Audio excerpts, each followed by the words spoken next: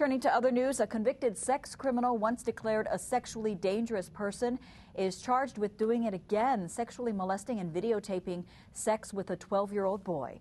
KITV4's Daryl Huff joining us live now with the details. Daryl. Paula, because this case is so tragic for the alleged victims, federal prosecutors are not saying "I told you so," but they could. Jay Abragana is in prison again after allegedly luring a boy into sex just 2 years after the government predicted he would do exactly that. He was seeking out boys consistent with what he was doing before. 40-year-old Jay Abragana is charged with multiple sex assaults and with making child pornography with a 12-year-old boy. They met at a video game store.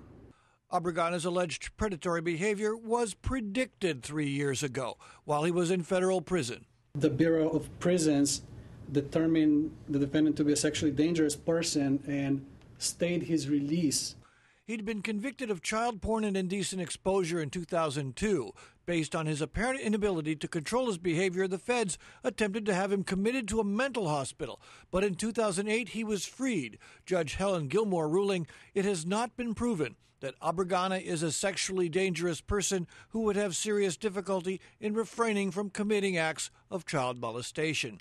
Now, there are new charges, and prosecutors want him locked up without bail pending trial. There is a serious risk that the defendant will engage in illegal activity as he had done consistently throughout the period of the past 10 years.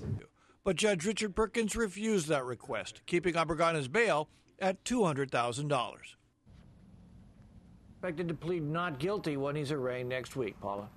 Now, Daryl, because of his history, could he actually end up spending more time in prison if convicted? Yeah, quite a bit. If he is convicted, he could get consecutive terms up to 40 years or potentially terms extended to life. All right, Daryl, thank you very much.